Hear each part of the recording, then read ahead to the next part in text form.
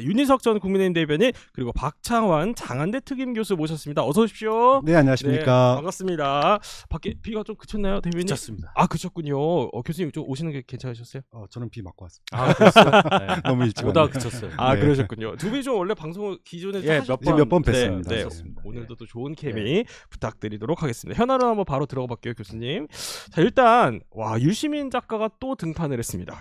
또 나왔어요. 전당대회 이후에 이제 한 유튜브 채널에 출연해서 이런 얘기를 했습니다, 대변인님.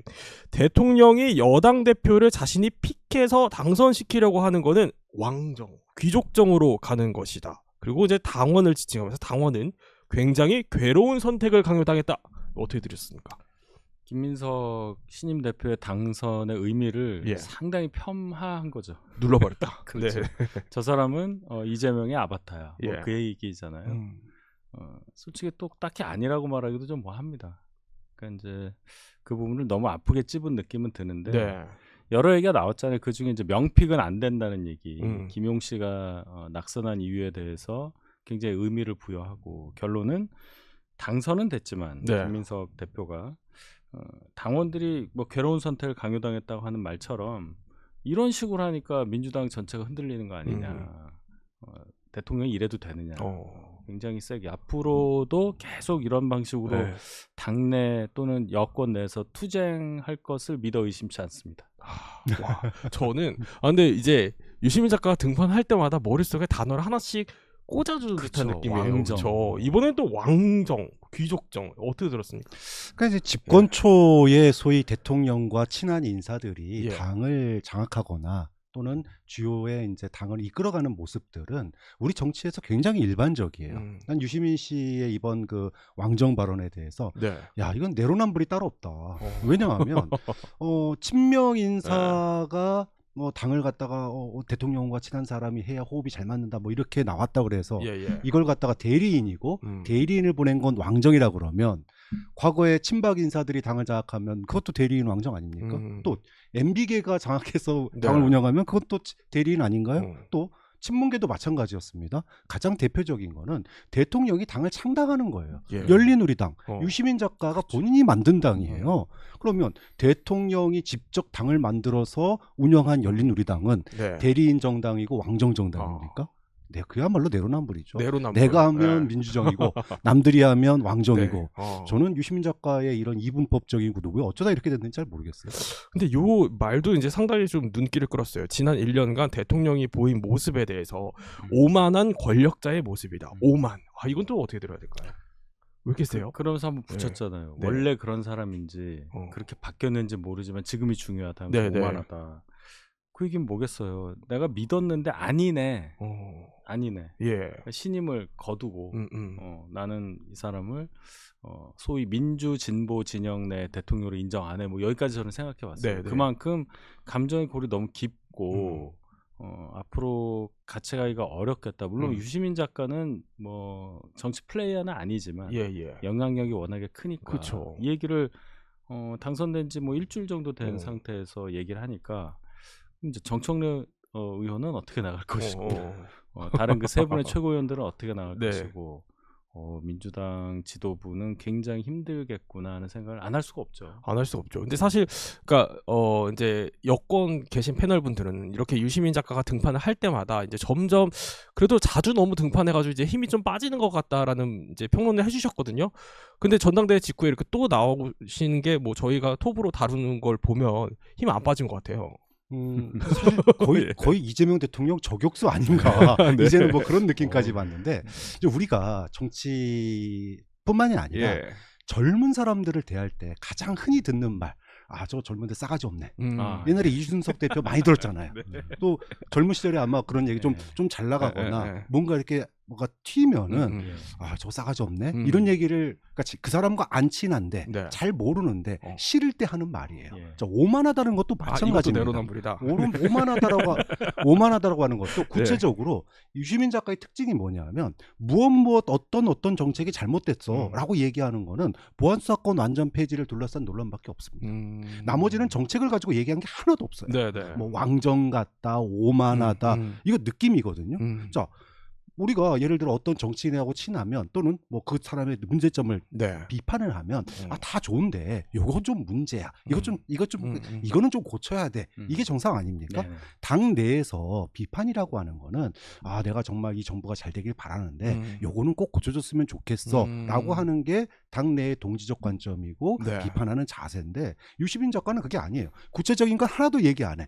이거는 왕정이야. 이거는 오만한 거야. 네. 저는 이재명 정부 1년 동안 기억나는 거는 소위 말해서 진영과 이념에 집착하지 않았다는 거예요. 우리가 1년 동안 이재명 정부가 한 게 뭡니까? 관세 협상. 그다음에 뭐죠? 3대 메가 프로젝트 뭐 이런 거란 말이에요. 이거 이념하고 진영하고 아무 상관없는 거였습니다. 근데 부동산 문제라든지 또는 뭐 외교안보 문제 네. 이런 거에서는 좀 약간 철학이 없다는 느낌이 좀 들긴 해요. 특히 부동산 같은 경우에는 예.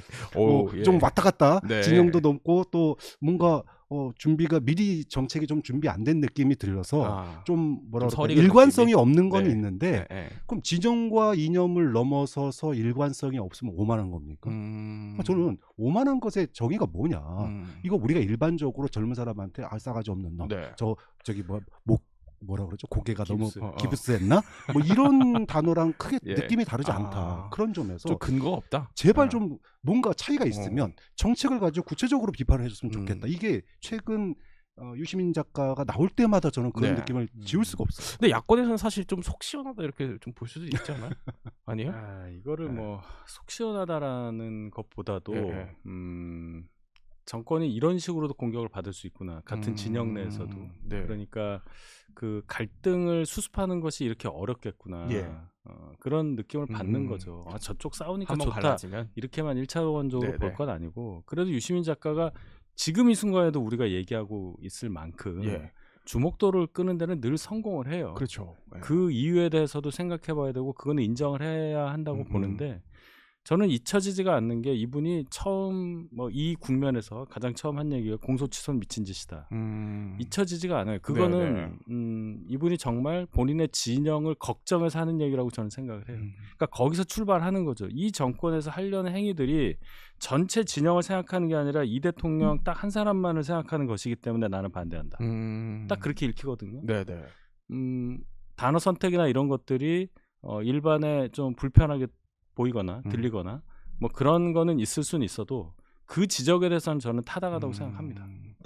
알겠습니다. 그런데 이제 아까 잠깐 정청래 이제 전 대표 얘기를 또 해주셔서 향후 행보에도 상당히 관심인데 유 작가가 그럼 정청래 전 대표를 어떻게 평가를 했냐라고 봤을 때 정 대표의 지지율이 이제 한 40%만 넘으면 나는 성공으로 봤다라고 했는데 제 기대보다 훨씬 더 높은 수준에서 비주류를 살려놓아 민주당 당원들이 되게 훌륭하다고 생각했다. 와, 높게 평가하네요. 네. 예. 근데 저는 그걸 보면서도 드는 생각이 그러면 예. 0.7%로 졌던 이재명 대통령은 어떻게 된 것이고 아하. 그다음에 예. 이번 지방선거 재보궐선거에서 역전승을 한 오세훈은 뭐고 그다음에 그 소위 양강구도에서 부산에서 국회의원이 무소속으로 당선된 네. 한동훈은 뭐냐. 자, 정청래가 대단하면 그 대단한 사람 위에 오세훈과 한동훈은 거의 신급이에요. 그럼 이런 평가라면 네. 자, 그래서 이거는 구체적으로 졌지만 의미 있는 뭔가를 남겼다. 그 민주당 내에 어떤 걸 남겼냐? 이거는 역시나 진영과 이념을 넘어서면 코어가 참 지키기가 힘들구나. 뭐 이런 여러 가지 것들 네. 좀 정치를 보면서 저도 들은 생각은 많은데 졌지만 의미 있다라고 하는 걸 갖다가 너무 과장하게 되면 예. 이런 식이 되는 거예요. 또 그러면 오세훈 시장이나 한동훈 의원 네, 같은 네. 경우에는 뭐 진 것도 아니잖아요. 그 어려운 국면에서 이겼어요. 그러면 진 정청래보다 몇 단 소위 말하면 정치 9단이에요, 그러면은. 네. 그래서 나는 도대체 이 유시민 작가가 네, 네. 어떤 기준으로 뭘 얘기하는지 네. 솔직히 잘 모르겠습니다. 저는 간단하다고 생각해요. 이재명 대통령 쪽에서 예. 유시민 작가 또는 정청래 의원의 어떤 반발을 무마할 수 있는 건 일단 이겼고 두 번째는 그들이 지적하는 것 중에 뼈아픈 부분 그거를 해결하면 되는 거죠. 예를 들어 공소취소는 안 한다 하면 되는 네네. 겁니다. 그거는 예. 뭐 정청래 의원이 얘기하든 유시민 작가가 얘기하든 그는 맞는 말이에요. 그런 거 아닙니까? 네네. 공소취소를 어떻게 본인의 안에서만 그렇게 해요? 그는 민주 진보 진영이라고 하는 곳에 계신 분들도 다 그렇게 얘기합니다. 이거 해야 된다라고 얘기하는 사람이 몇 명이나 있겠어요. 그걸 안 하고 있으니까 명분이 안 서고 명분이 안 선 상태에서 뭘 하려니까 수습이 안 되는 거죠. 네, 그 차원이라고 생각합니다. 어쨌든 이렇게 유시민 작가의 발언이 상당히 이제 여권에 뼈아픈 얘기를 들려주고 있다면, 자, 이 상황 공교롭게 대통령 국정 지지율이 이제 어제 또 나왔습니다. 한번 보면은 취임 후 최저치를 기록을 했다는 겁니다. 이게 리얼미터 조사죠. 40.2%, 6주 연속 하락인데, 일단 장 교수님의 가장 큰 요인은 뭐라고 보십니까? 그러니까 저는 지지율 하락이 그동안에 이제 악재가 굉장히 많이 쌓였어요. 그러니까 벌써 한 6주 전이면은 지방선거 끝나고 나서부터 물론 중간에 잠깐 반등이 있긴 했지만 거의 지방선거 이후에 지금까지 악재라는 악재는 다 나온 것 같아요. 일단 가장 그 이재명 대통령의 지지율을 크게 뒷받침해줬던 주식시장의 주가가 붕괴가 됐었죠. 근데 그게 살아나고 있지를 못합니다. 중간중간 한 번씩은 튀긴 했는데, 그러면서 나왔던 게 레버리지 ETF에 대해서 누구도 책임지지 않았어요. 그 다음에 정치 쪽에서는 부실 선거 관리에 대해서 사실은 아직까지 이제 좀 시간이 좀 지나서 진정되긴 했지만 빠져나오지 못하는 국면도 있었고요. 거기다가 내분 사태까지 이제 당내는 있었고, 그리고 ISA 뭐 그런 문제도 그렇고, 그 다음에 부동산 세제 개편도 그렇고, 자, 이렇게 악재가 이렇게 많이 쌓일 수 있나 싶을 정도로 한꺼번에 악재가 쏟아졌습니다. 자, 이런데 저는 이거 되게 그동안에 이재명 대통령 지지율의 핵심은 피부에 체감이 됐어요. 상승할 때.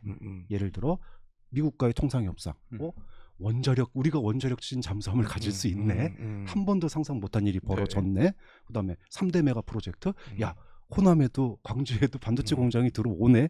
그리고 정말 SK나 뭐 삼성이 이렇게까지 주가가 이렇게까지 올라가네. 이걸 눈으로 보고 들었단 말이에요. 그게 지지율로 이어진 거예요.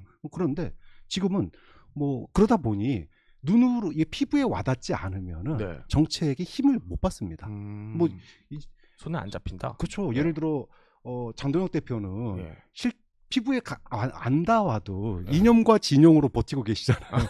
근데 이재명 대통령은 지지할 이념과 진영이 없는 거예요. 소위 말해서 뉴 이재명이라고 하는 거는 이재명 대통령이 일 잘해서 피부에 와닿는, 그래서 만족할 때 지지율이 올라가는 거예요. 그런데 지금 최근에 뭐 ISA도 마찬가지고 주식도 마찬가지고 부동산도 마찬가지고, 당장 내가 대출받기 힘들고 내가 집 사기 힘들고 내가 주식 주가가 떨어졌고 이런 것들이 때문에 이런 부분들은 피부에 와닿는 대책이 나와야 돼요. 그게 안 나오면 반등하기가 상당히 어려운 구조로 빠질 수도 있다. 좀 그런 점에서 지금 이제 새 당 대표가 청와대와 이제 앞으로 자주 만날 텐데 좀 거기서 굉장히 속도감 있게 보안 수사권 보안 문제도 그렇고 부동산 세제에 대한 보완책도 그렇고 이거 내놔야 된다. 안 내놓으면 지지율이 반등하기가 좀 어려운 구도로 갈 수도 있다라고 봅니다. 그러니까 눈에 잡히는 성과를 바로 이제 내야 된다. 뭐 부동산 세제 개편안, 주식 시장 뭐 나올까요? 저는 좀 어렵다고 봐요. 물론 부동산 세제 개편안은 많이 후퇴가 될 겁니다. 그건 이제 여론의 압박에 따라서 안 바꾼 시절처럼 돌아갈 가능성이 크죠. 그는 새롭게 그러니까 종전처럼 갈 가능성이 크다는 말이죠. 그러니까 뭘 하려고 했다가 이거 아니다 해서 다른 방향, 잘못된 방향이라는 지적을 받아서 뒤로 후퇴한다는 얘기인데 그건 엄밀히 의미하면 산출물이 아니죠. 그냥 그 전으로 가는 거니까. 그쵸, 회귀하는 거니까. 그래서 제가 보니까 이재명 대통령이 아직도 정치인, 야당 정치인, 야당 대표, 투사형 정치인처럼 하고 있는 것이라고 생각을 해요. 물론 갑자기 대통령이 됐다는 것은 부인할 수 없습니다. 그런 사정은 있죠. 그런데 국가 운영에 대해서 준비를 많이 했다면 이런 식으로 국가 운영, 대통령으로서의 일을 할 리가 없다고 생각해요. 그래서 저는 철학이 없다고 생각합니다. 부동산 정책에 대해서 예를 들어 그 유시민 작가 그러니까 철학이 있냐는 거예요. 세제 개편을 하는 거에 목적도 대답을 못해요. 이게 누진성을 강화하기 위한 거냐, 형평성 차원에서 조세 형평성, 아니면 이걸 통해서 집값 안정을 꾀하고자 하는 거냐. 이 불분명하잖아요. 근데 해야 된다는 말만 한단 말이죠. 그럼 설득이 안 되는 거고 부작용이 많은 거고. 그래서 민주진보 진영 내에서 대통령을 이제 여러분을 배출을 했는데, 제가 객관적으로 생각을 해볼 때 김대중 대통령 제외하고요. 네. 국가 운영에 대해서 정말 심각하게 생각한 부분이 어디까지냐. 우리가 정권을 잡는 게 정의이고 대의다라는 것에 그치고 있는 게 아니냐. 그 이후에 진짜 그래서 뭘 할 건데 네. 임기가 있는데 그 권력을 가지고 권한을 가지고 국가 운영을 어떻게 해서 5년 후에 다음 네. 정부에 뭘 줄 건데 하는 마스터 플랜 없이 집권만 했고 김민석 네. 신임 대표도 똑같다고 생각합니다. 그러니까 90도 인사하고 민주당 TV 만들고 이런 얘기 하잖아요. 당대표가 된 뒤에 뭘 할 건지 일주일 동안 나온 게 거의 다라고 생각합니다. 그러니까 말씀해주신 게 그 얘기예요. 이제 어쨌든 이제 정책 드라이브로 걸려면 이제 김민석 당대표가 뭔가 보여줘야 돼요. 근데 자, 당 지지율도 여당 지지율도 또 떨어졌더라고요. 지난주보다 민주당 지지율이 한 6%포인트 하락했다.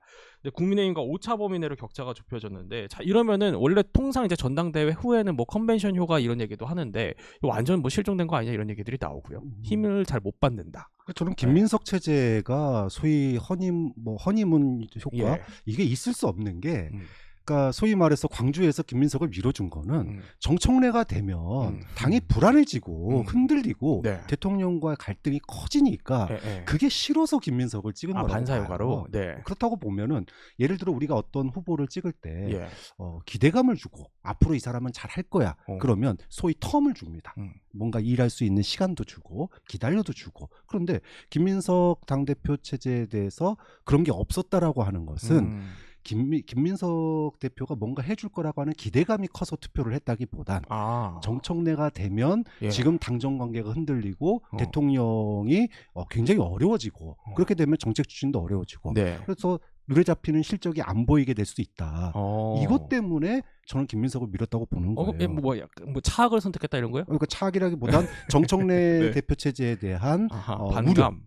우려 이런 것들이 소위 말해서 네. 대통령을 지켜야 그래도 뭔가 손에 잡힌 실적이 나오지 않겠느냐. 자, 손에 잡히는 실적을 기대하고 김민석을 찍었기 때문에 네. 자 이제 이 고난 줬지. 자 네. 빨리 해. 실적 내놔. 내놔요.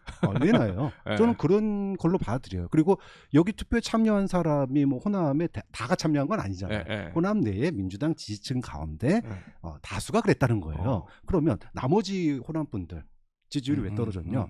당연히 나랑 상관없는 사람이잖아요. 그럼 왜 지금 야당 정치인들한테는 시간이 있어요. 난 뭘 하겠습니다. 그럼 정치라고 하는 게 기대감을 주는 거잖아요. 한동훈이 된다면, 오세훈이 된다면. 근데 이재명 대통령, 김민석은 이재명과 잘하겠다라고 나간 거 아닙니까? 자, 그럼 됐으니까 잘해. 빨리 잘해.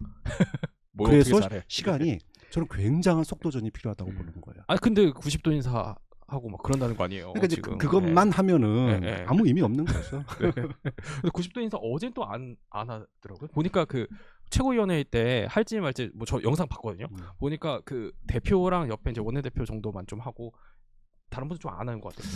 근데 좀 애정이 좀 있게 보면 새술에는 새술에 새부대가 필요하듯이 뭐 그런 것도 저는 뭐 쇼도 좀 필요하다고 보는데 조금 더 자연스러웠으면 좋겠다. 90도는 약간 조폭 느낌 나서. 근데 그걸 딱 사진으로 보면 좀 약간 반감을 산다 뭐 이런 얘기들이 나와요. 그렇죠? 다 좋은데 무슨 뜻으로 하려는지 알겠는데 국민을 섬기겠다는 의사표시를 그렇게 하겠다는 건데 일단 집단주의처럼 보이잖아요. 다 같이 일동. 우리 총화 단결 이거 굉장히 싫어하는 당이 민주당이잖아요. 그걸 그분이 구사했다는 것에 대해서 굉장한 아이러니다.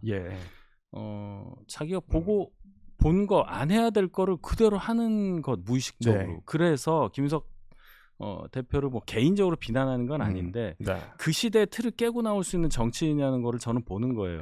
80년대 학생운동했던 그 시절에 머물고 있구나. 다 같이 한 명의 예외도 없이 90도. 그리고 나중에 비난이 오니까 김남준 홍보위원장이 제안하는 거 이런 얘기는요. 리더로서 자격이 없다고 생각합니다. 좀 과한 얘기는 있어도 김남준 홍보위원장이 무슨 생각을 하겠어. 이게 무슨 소리야. 거기서 김남준 이름 나오면 안 되죠. 제가 잘못 생각했고 저 혼자 하겠습니다. 이랬으면 깔끔했을 겁니다. 그래서 민주당의 지도부에 좀 젊은 정치인들이 필요해요. 젊은 사람, 좀 조언해줄 사람, 좀 이런 건 아니다. 필력 세대 좀 이게 약간 살짝 올드한 느낌 나잖아요. 네. 좀 젊은 사람들 예를 들어 윤희석 대변인 같이 이런 젊은 나이가 좀 상대적으로 젊은 정치인들이 저 동갑이실 거야 아마. 우리 늙었어요. 다저 윗둘이잖아요. 그러니까 그러니까 조금 더 젊은 분들이 있어야지. 분위기 너무 좋은데요? 90도 이거는 조금 아닌 것 같아요. 깜짝 놀랐어요. 제가 생각했던 게 케미가 너무 좋아서 깜짝 놀라고 있는데 자 이제 한동훈 의원 얘기를 한번 넘어가 볼게요. 왜 그러냐면 어제 민주당 지도부 회의에서 한동훈 의원을 향해서 거의 뭐 맹폭 수준으로 얘기를 하더라고요. 네. 그 문제 때문에 그러죠. 노웅래 의원. 네 맞아요. 근데 민주당 다 좋아요. 근데 민주당은 사실을 제대로 얘기 안 하는 그런 걸 너무 반복을 합니다. 이게 검찰이 잘못해서 무죄가 난 건 맞죠. 그렇다고 해서 자 무죄가 죄가 없는 거하고 죄를 물을 수 없는 거하고는 다르지 않습니까? 이걸 조작 기사하고 연결을 시키면 어떡하냔 말이에요. 누가 봐도 노웅래 의원 본인도 법정에서 인정을 했고 돈을 받긴 받은 거잖아요. 일부 어떻게 받았는지 또 이 돈을 부정하게 받았다는 것을 증명할 수 있는 증거 자체를 법원에서 인정 안 한 거 아니에요. 그래서 죄를 물을 수 없어서 이렇게 된 건데 그걸 가지고 한동훈 법무장관이 잘못된 기소를 했고 마치 조작 기소를 한 것처럼 결론은 뭐냐? 노웅래 무죄, 한동훈 구속. 서영교 법사위원장 그렇게 썼잖아요. 어떻게 그런 논리가 있을 수가 있어요? 무려 법사위원장이 그런 논리를 구사한다는 게 창피하지 않습니까? 이거는 좀 얘기를 안 할 수가 없는데 이 부분에 대해서 이제 많은 사람들이 우리 국민들이 기억하는 게 당시에 한동훈 법무부 장관이 마치 노웅래 후보가 옆에서 돈 받은 거 본 것처럼 체포동의안 할 때 굉장히 상세하게 묘사를 했어요. 부스럭 얘기하시는 부스럭 얘기하면서 자 그랬는데 이번 재판의 2심까지 재판에서 나온 결과가 뭐냐? 검찰이 기소한 내용 중에 아까 말씀하신 것처럼 완전히 형식적인 무죄냐? 그러니까 돈 받았는데 증거가 오염된 거기 때문에 무죄가 난 거냐? 그건 아니라는 거예요. 자, 증거가 오염됐기 때문에 인정하지 않았습니다. 하지만 오염되지 않은 증거도 있었어요. 그걸로 뭘 얘기를 했냐면 그럼 거꾸로 민주당 얘기하셨는데 민주당이 얘기한 것처럼 돈 하나도 안 받았는데 뒤집어 썼다? 저는 이것도 틀리다고 봐요. 판결문 보면 이 판결문 분석해놓은 기사도 되게 많아요. 제가 여러 개를 읽어봤습니다. 그랬는데 공통적인 게 이거예요. 500만 원 받은 부분, 일회 받은 부분, 이 부분에 대해서는 법원이 인정을 했어요. 하지만 처벌할 수 없다는 거였죠. 그런데 검찰이 얘기했던 거 5회에 걸쳐서 6천만 원 받았고 특히나 그 국회에서 국민들에게 굉장히 자극적으로 얘기했던 돈봉투 부스럭 소리 이것도 입증 인정돼 법원에서 부정됐습니다.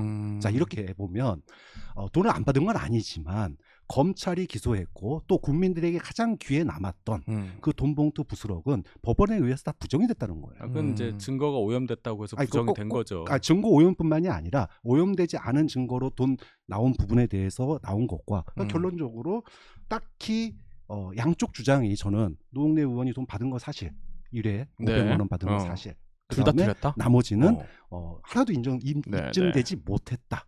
자 그런 점에서 마치 옆에서 돈 받은 거 본 것처럼 묘사하게 해서 체포동의안 때 얘기했던 거는 좀 과했다. 이거 좀 공소 사실에 있으니까 법무장관으로서 체포동의안을 국회에 제출해서 체포동의를 해달라고 요청하는 상황이었고 저 그걸 부정하는 건 아니에요. 그러니까 법무장관이 당연히 그 역할을 설명을 하는 과정이 있는 거죠. 그걸 뭐 설명을 하는데 부스럭 소리가 나는 게 녹음이 돼 있다 하는 게 마치 옆에서 본 것처럼 해서 악의적으로 했다고 말씀하시는 걸로 저는 들리는데 의도적으로 당하는 사람 입장에서 그렇게 느낄 수는 있어도 없는 걸 지어낸 건 아니에요. 결론적으로는 법원에서 부정이 됐으니 저는 이렇게 생각합니다. 좋아요. 그럼 법원에서 무죄라고 하는 거를 뭐라고 하겠습니까? 그렇다고 해서 기소를 한 또는 이 재판을 받아야 한다고 생각했던 사람들에 대해서 야 무죄 나왔으니까 너 벌 받아 구속이야 하는 논리가 뭐냐는 말씀을 드리는 거고 이재명 대통령도 마찬가지예요. 이렇게 무죄 난 것에서 민주당에서 이 맞지 않냐라고 하면 이 대통령도 재판 받으셔서 무죄 받으시면 되는 거예요. 그런데 조작 기소가 된 상태에서 재판 가서 법원에 의해서 이거를 시정하라는 건 야만적이다. 이런 얘기를 김민석 대표가 하잖아요. 이 뭐가 맞는 겁니까? 재판 안 받겠다는 거예요? 아니, 감정이 들어가면 안 된다고 봐요. 그렇죠. 그러니까 이제 제가 앞서서 드라이하게 한동훈 당시 법무부 장관에 대해서 유감을 표명하는 거는 그때는 굉장히 감정이 들어갔다고 느꼈어요. 그러니까는 인정합니다. 과거 역대 법무부 장관이 어느 정도 인정합니다. 감사합니다.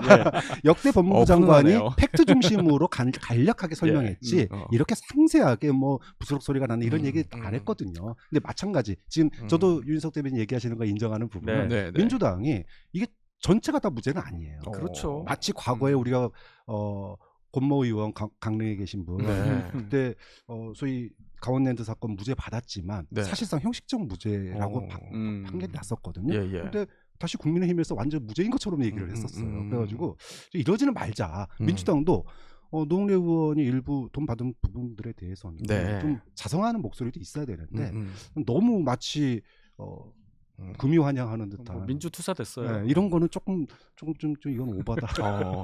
근데 어쨌든 뭐 이 문제를 처음이라고 하긴 좀 그렇지만 어쨌든 뭐 막 불거진 시점으로 한번 되돌아가 보면 이 대통령이 사실 SNS가 이제 올렸을 때 정치 검찰의 폐악질을 편승해서 읍참마 속할 수밖에 없었다. 노웅래 선배님 죄송합니다, 존경합니다, 사랑합니다. 이걸 올렸잖아요. 이제 이걸 올려서 사실상 이제 뭐 야권에서는 검찰의 이제 상고를 포기를 어떻게 보면 종용하는 모양새처럼 비춰진다.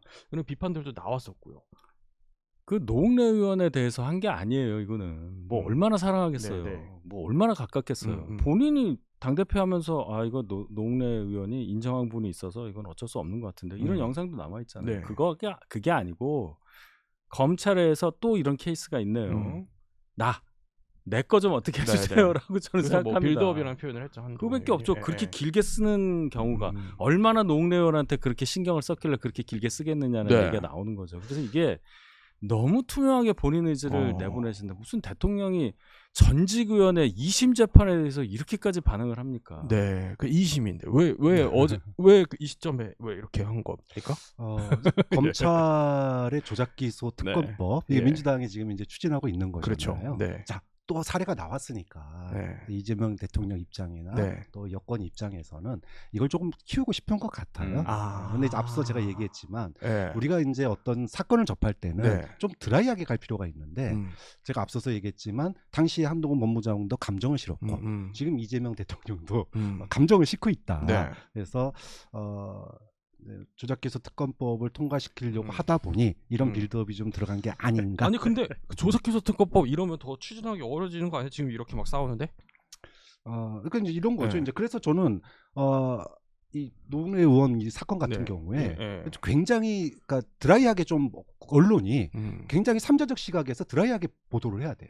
그래서 왜 이 문제가 그 당시에 이렇게 불거졌고 지금의 민주당이 이렇게 하는지에 대해서 좀 뭔가 좀 뭐랄까 객관적 시각으로 언론이 보도를 해줘야 이런 오버들이 안 나오는 겁니다. 그럼 이거는 사실은 한동훈 의원 쪽에도 좀 문제가 있고 또 지금 민주당의 이런 대응도 문제가 있다. 이렇게 나가줘야 이런 목소리가 주는데 진영에서 버리게 되면 한동훈 의원이 문제라는 건 전 이해를 못하겠어요.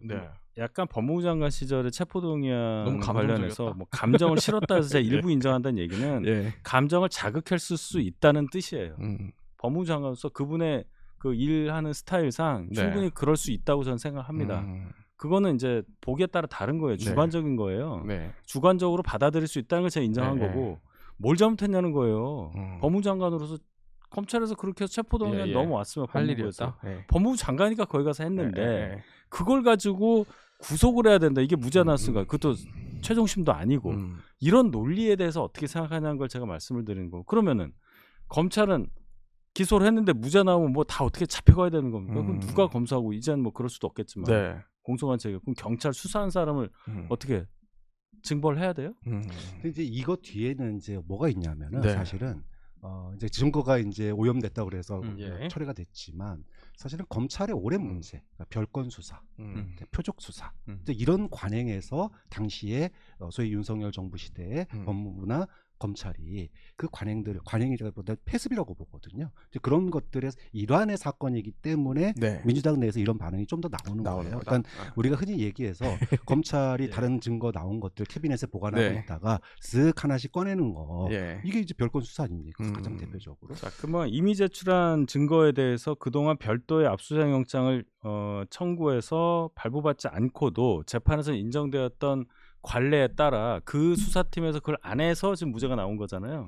자, 그러면 지금까지 검찰이 그런 패습을 갖고 있다. 좋아요. 근데 정권이 그럼 그동안 계속 국민의힘 정권이었으면 제가 인정을 하겠는데 네. 중간에 김대중, 노무현, 문재인 정권이 다 있었잖아요. 그러면 그때 검찰은 뭡니까? 그때는 싹 바꿔가지고 이미 제출한 증거는 별건이니까 안 하고 다시 압수수색 영장 받아서 했느냐.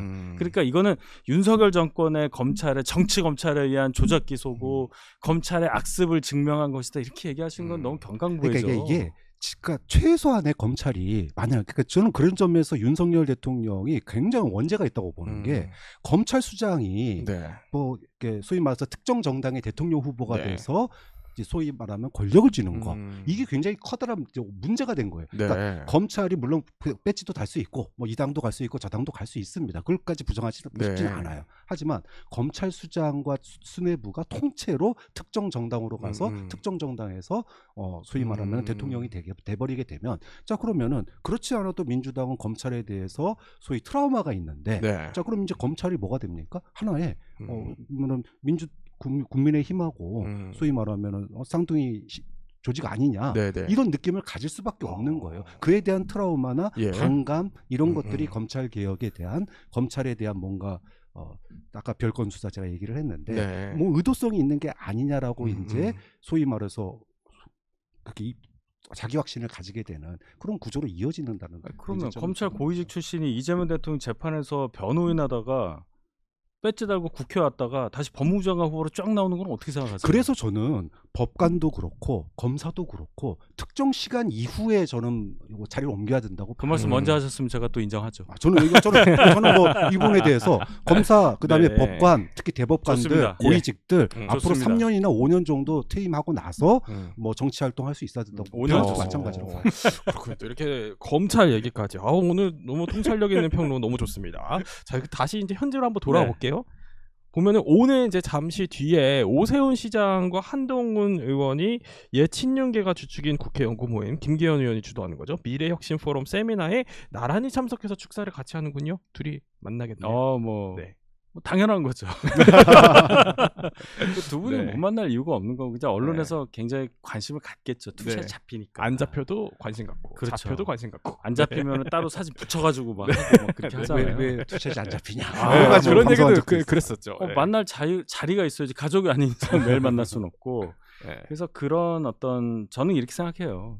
이렇게 언론이 그 두 분이 한 자리에 모이는 것에 대해서 관심을 많이 갖는다는 것은 그만큼 이 두 분이 생각하는 게 비슷하니 같이 뭔가 한 방향으로 일하는 모습을 좀 보여달라는 국민적 욕망이 그렇게 크고 거기에 언론이 반응하는 거다. 그래서 오늘 이런 상징적인 어떤 장면을 통해서 저희 당 정말 심각하잖아요. 제가 좀 민주당 얘기하고 있지만 그런 계제가 아니에요. 솔직히 얘기하면. 그래서 저희 당이 좀 정상화되는 데 있어서 하나의 큰 계기가 되기를 바라는 그런 마음이 크죠. 가장 문제인 게 어쨌든 뭐 지금 당협위원장 문제 이거 뭐 장동혁 대표가 한 발 물러난 모양새다라고 일단 홀드하는 모양새다라고 하긴 합니다만 이거 계속 내관이에요, 그렇죠? 이 상황에서 지금 만나니까 더 관심이고. 그렇죠. 저도 이 부분에 대해서 관심 많은 게 국민의힘이 건강해야 민주당이 건강해요. 그런데 국민의힘이 저는 사실은 장동혁 체제가 지방선거 이후에는 버티기 어려울 거다. 많은 사람들이 사실은 그렇게 예상을 했잖아요. 그래서 아마 꺼낼 수 있는 그러니까 지방선거 전 얘기입니다. 그때가 되면 아마 전당원 투표, 그러니까 그 자기 신임 투표, 뭐 요 정도가 최고의 카드 아닐까 이렇게 예상을 했었는데 뭐 올공 터지고 이러면서 이제는 그냥 수세적인 자세를 넘어서서 오히려 이슈를 선도하고 있습니다. 그럼 이슈를 선도한다라고 하는 선점했다라고 하는 거는 예를 들어 당협위원장 직선제 같은 경우 저는 이제 공격이 최선의 방어가 돼버린 거예요. 그래서 공격을 마음껏 하고 있습니다. 지금 장동혁 체제가 이게 굳어질까봐 저는 굉장히 우려스러워요. 왜냐 처음에는 엑스맨 장동혁 화이팅 뭐 이런 것도 반농담으로 저희끼리 하고 그랬지만 이게 만약에 하나의 대한민국의 정치 체제로 굳어지면 소위 미국에서 마가 세력이 집권하는 것처럼 이거는 소위 말하면 윤 어게인 세력의 부활 또는 뭐 심지어는 전두환 세력의 부활 뭐 이런 느낌까지 받으니까 이거는 정치가 너무 우경하다 해서 이건 곤란하다. 합리적 보수가 또 합리적 진보가 많이 활동할 수 있는 공간이 열려야 되는데 이게 좀 양쪽에 갇혀버리게 되면 극단적 대립이 생기거든요. 좀 그런 점에서 국민의힘 내부에서 미래 권력 또는 미래의 리더십으로 꼽히는 두 분이 저는 국민의힘의 어떤 그 무게의 중심 이걸 조금 다시 좀 왼쪽으로 좀 다시 가져와서 네. 국민의힘이 조금 정상화되는데 기여를 했으면 좋겠다. 또 예. 이런 기대감도 가져봅니다. 그러니까 모레 있을 최고위원 회의에서 어쨌든 이 안이 또 뭐 올라올 수 있다 아니다 뭐 이런 여러 가지 관측들이 있는 상황에서 만나요, 그렇죠? 일단 예. 모레 목요일 예. 또 금요일 이틀 동안 연찬회가 있잖아요. 연찬회 자리에 그 이슈를 올려서 좀 예. 의원들의 얘기를 많이 들어보자. 그게 어제 아마 사전 최고위원회에서 나왔던 얘기로 저는 들었어요. 그렇군요. 그래서 상정하지 않았다. 네. 이렇게 빨리 할 필요가 그럼 있느냐. 목요일에도 안 하겠네요. 제 생각은 그렇습니다. 네, 그만큼 이 이슈를 밀어붙이기에는 어떤 공감대 형성이 안 됐다. 될 수가 없죠.